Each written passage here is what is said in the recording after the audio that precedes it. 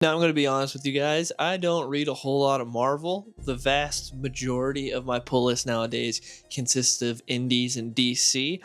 But a comic I was very excited for, but still not sure how it would be, is Daredevil Cold Day in Hell from Charles Soule and Steve McNiven. Steve McNiven is a fantastic artist, one of my favorites. I was excited to see him on a book again. And Charles Soule is very hit or miss for me. Some things I like from him, some things not the biggest fan of. But this comic I was excited for. It's going to be a premiere book. It's 3 issues. It's these two dudes having their creative vision. A book that's been in the works for 6 years, got slowed down by COVID and some other things that these guys were working on. So I was excited for this. It came out. The first issue is out now.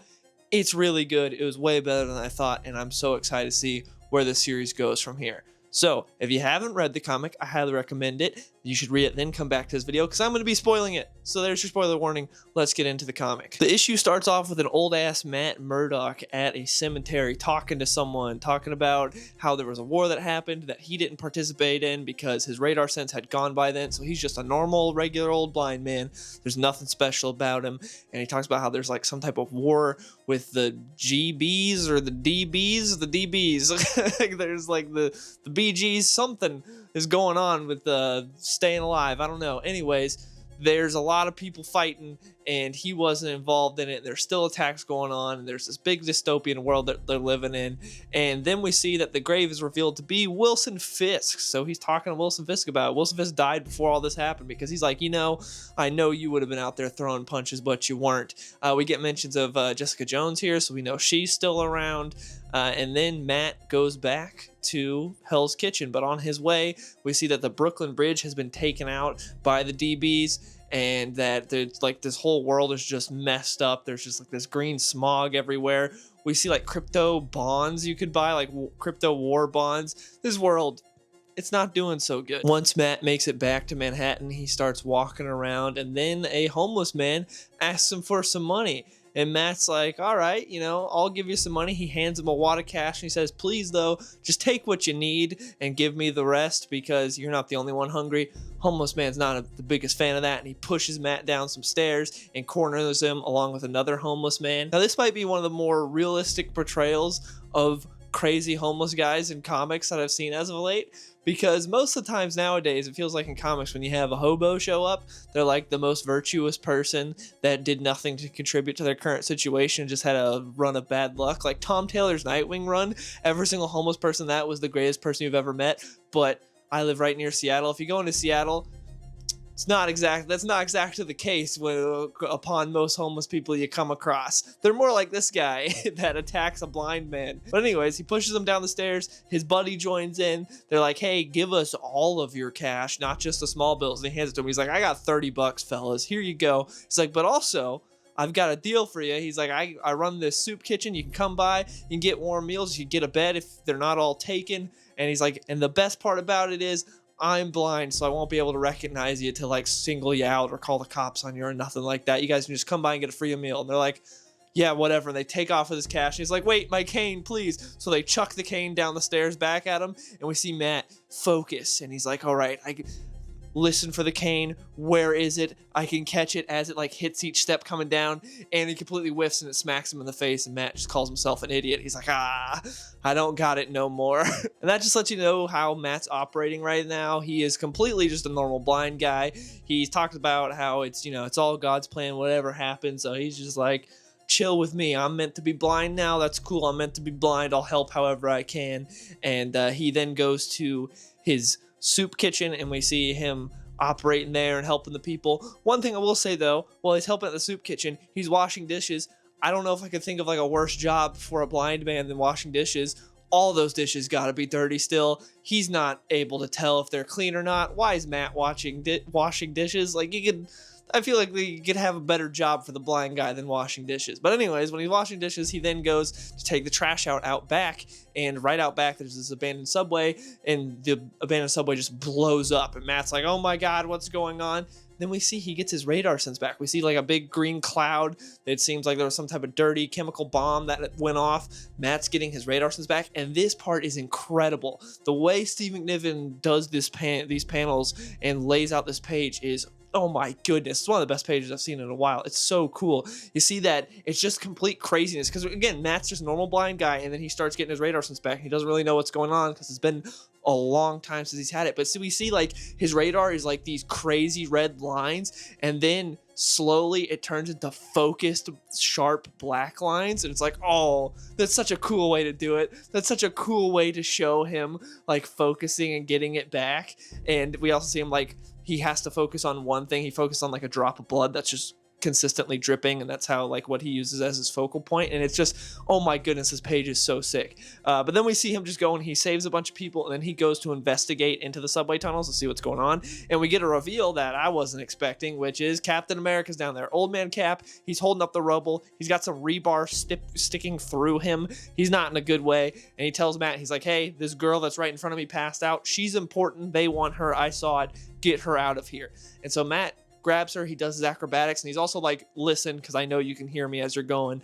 And so he explains about what's going on and how these guys wanted this girl and all these other things, but he's very vague. We don't get a lot of details from Cap, but he gets out of there.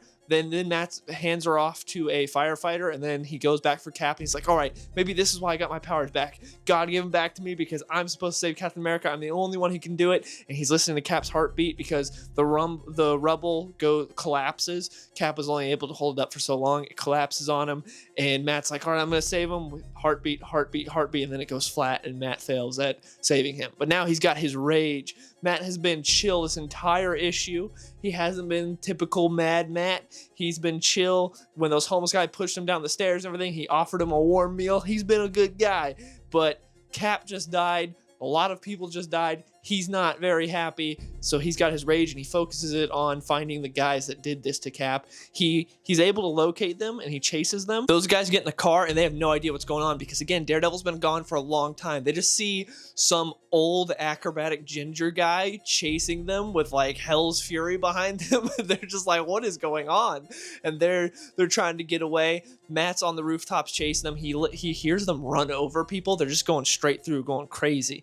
And Matt's trying to go after him. He's like, all right, I'm on the roof. I'm going to make it. Okay, I'm going to go for my billy club and grab. Oh, wait, I don't have it. He's like, oh, wait, Matt, you idiot. You don't have your billy club, and you're also not as acrobatic or flexible as you once were. You can't do this. He's like, they're getting away today, but I've got their scent. They're not going to get away. And then we see these guys go back to their boss. They bring Captain America's shield, and they're like, hey, boss, we got something you might want. And we see that their boss is Bullseye. At first, I had no idea who it was for the first page because it's just some effed up looking dude that's just shaking. And I'm like, I don't know who this is. I thought it might be a Captain America villain because they're like, we thought this might be an old friend of yours. But then the next page, he's like, right on target. And it's like, oh, it's Bullseye. Because he's not wearing anything. You can't tell who it is because how he looks. But when he says that, it's like, oh, it's Bullseye. And then we see him take the Captain America shield and he flaunts it to a prisoner he has, which is Punisher. He's got Frank Castle. Frank is like nailed to a wall, missing his legs and arms. Also has all kinds of holes in him as if he's been used for target practice. But also there's holes all behind him and around him, showing that Bullseye's not what he once was as well. Because again, we saw that Bullseye was shaking. He's got like massive Parkinson's or something. He can't stay still, so he's not as accurate as he once was because we see it's just holes all over. So yeah, Frank still got his fighting spirit though, because he tries to like chomp his nose or headbutt him, and he's just parading the Captain America shield to Frank, just like, hey, this is the guy you worship, the guy you wanted to be but failed at, and the guy that you probably thought might save you. Well, he's dead, so he's not going to save you. And he also tells them about how Matt Murdock is out there, or Daredevil, because he's like, my guy said that there was this ginger priest-looking guy jumping around the roofs chasing them. That's our old friend. He's out there. And then the issue ends with a great splash page of Matt donning the Daredevil outfit, becoming Daredevil again, and just being like, it's all part of God's plan. Great issue. Fantastic. I loved it a lot. I think the art looked really good. I will say Steve McNiven did the colors for this one, but for the next two issues, someone else is going to be. And I like that better because I think McNiven's a great penciler, but I do like it better when someone else does his colors. I don't think his colors are the best. I don't think it looks bad or anything, but I think his art goes better with someone else's colors. I don't think he's the best colorist for his own art, in my opinion. But it was interesting also at the back of the comic, they have an interview where they tell you about how they did this, and they talked about how the The editor talks about how this had been in the works for 6 years, but all these different things contributed to them not being able to do it. And then Charles Soule and Steve McNiven talked about how they didn't do like very detailed for the panels. Charles Soule was like, I just did a general outline. We came up with a general plot together, and then I do an outline of the page. And then McNiven, it was all up to him for what he wanted to do for the panels, and he would really hone it and come up with it, and then I would just come up with some dialogue. I was like, oh, that was interesting. And they also included like the actual script, like what they did back and forth. So it was cool.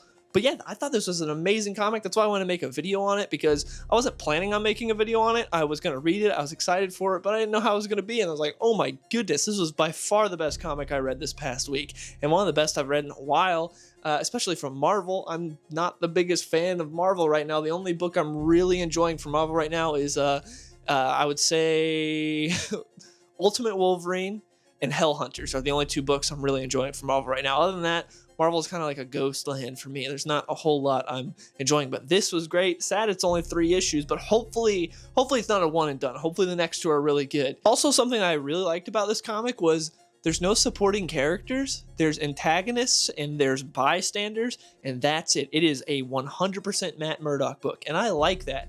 I think in this day and age, there's far too many supporting characters in a lot of comics. Every single superhero has a family. We got the Super family, the Bat family, the Green Arrow family, the Flash family. We've got a million different families, and it's like, I like a lot of those characters, but sometimes I buy the comic for the title character. And to come in here and be like, oh man, it's an actual full-on Daredevil book, it's not Daredevil and Friends, I really like that. It's refreshing. It's a nice change of pace, and I'll take that more. You know, I love some good supporting characters, but when you only have, like, in your average comic, like 24 pages, I believe this one was like 30 or 31, but when you only have so many pages and you're buying it for the title character, and then it's like, here's all these supporting characters, where it makes it like your own, the title character is a guest star in their own book, it's like, not the biggest fan of that. So I really like this approach. I thought this was cool, getting as much Matt Murdock as you could.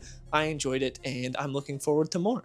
Anyways, if you read this comic, let me know in the comments below. What'd you think of this? What did you guys think of this? Are you going to be checking out? Maybe if you didn't read it, I hope this video persuaded you. If you did not read it, check out the first issue and check out the next issues. Hopefully they're good. Anyways, thanks so much for watching, and I will see y'all later. Hey, skinny boy, saucy boy, I be running to the bank. Yeah, you know I hit the gas in the whip full tank.